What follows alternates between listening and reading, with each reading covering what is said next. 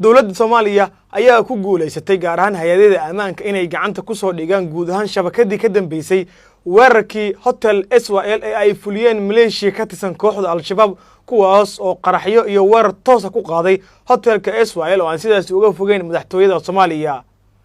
war goordhow ka soo baxay hay'adaha ammaanka ha yeeshee ay faafisay wasaaradda warfaafinta Soomaaliya ayaa lagu sheegay in shabakadii guud ahaanteed gacanta lagu dhigay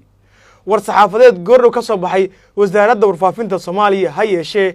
baaritaanka kiiskan oo ay sameysay hay'adda sirdoonka Soomaaliya ee NISA ayaa lagu sheegay in 16 eedaysane gacanta loogu hayo guud ahaan kiiskan ubuucda xogta ay goordhow soo baahisay wasaaradda warfaafinta ayaa ah in gacanta lagu dhigay shakhsigii sida gaarka ah qaraxyada ugu soo dusiyay magaalada caasimadda ee Muqdisho taas oo hay'adda sirdoonka Soomaaliya gacanta ay ku hayso ninka qaraxyada u soo gudbiyay caasimadda Soomaaliya ee Muqdisho ayaa waxa lagu magacaabaa Cabdinaasir Daahir Nuur oo ah shakhsigii suurto geliyay in magaalada ay soo galaan gawaarida qaraxyada ee falalka argagixisada lagu fuliyay ayaa lagu yiri warka caawa ka soo baxay wasaaradda warfaafinta Soomaaliya sidoo kale dadka la qabtay waxa kamid ah ilaa iyo 4 eedaysano oo ku diiwaan gashan milkiyada labada gawaari ee qaraxyada ah ama ay argagixisada u adeegsadeen weerarkii Hotel Israel ee magaalada Muqdisho taas oo ka dhigan in wadarta guud ay noqonayaan ilaa iyo 5 ruux oo isugu jiro kuwii gawaarida milki ahaan u lahaa iyo sidoo kale qofkii sida gaarka magaalada Muqdisho u soo galiyay qaraxyada argagixisada ay ku weerareen hotelka Israel ee Muqdisho sidoo kale war saxaafadeedkan ka soo baxay dowladda federaalka ayaa caawa lagu sheegay in ilaa iyo 5 askari oo ka tirsan ciidanka sida gaarka ugu qornaa barihii kontaroolada ee ay ka gudbeen kooxda Al-Shabaab ee weerarka fulisay in gacanta iyaguna lagu hayo oo baaritaan ay ku socdaan sidoo kale warka ka soo baxay dowladda federaalka ayaa lagu sheegay in shacabka la wadaagi doono cadeymo muujinayo goobaha qaraxyada ay ka gudbeen iyo askarta waqtigan u xiran iyo baaritaanka ugu dambeeyay halka ku soo ilaan doono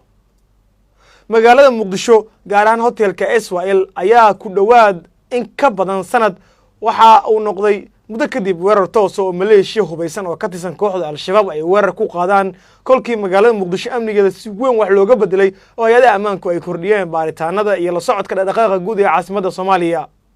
weerarkii Hotel Israel ayaa su'aalo badan dul dhigay amniga Muqdisho waxaase taasi suurto gelisay in kaamirooyinka si toos ah looga daawaday goobihii sida gaarka ay u gudbeen Malaysiadii hubeysneed ee ka tirsan kooxda Al-Shabaab ee weerar ku qaaday hotelka Israel ee Muqdisho sidoo kale baaritaanada la sameeyay ayaa lagu ogaaday ay dhikaarada ay isticmaaleen xubnaha shabaabka ka gudbay baraha kontaroolada iyo barta sida gaarka ay u mareen xogaha ilaa iyo haatan la hayo waxay sheegayaan in gawaarida ay argagixisada isticmaaleen ama Malaysiadan inay ka gudbeen controlka sayidka isla mar ahaantaasna 5 askari ee waqtiga ku qornaa baaritaanka iyo ilaalinta jigboontigaasna gabi ahaantood xabsiga loo taxaabay war saxaafadeedkan oo hay'adda sirdoonka Soomaaliya qayb kamid ay soo gudbisay ama ku xusan in iyadu ay baaritaankan sameysay ayaa ah waxa ugu weyn ah in gacanta lagu dhigo shakhsigii sida gaarka qaraxyada ugu soo gudbiyay magaalada Muqdisho ee ka saaciday Malaysiadan in qaraxyadaas ugu soo gudbaan caasimadda Soomaaliya weeraro argagixisan ay kaga geystaan meel aan sidaas uga fogeyn madaxtooyada Soomaaliya gaar ahaan hotelka la yiraahdo Israel ee ku yaalo mid kamid ah irdaha laga galay madaxtooyada Soomaaliya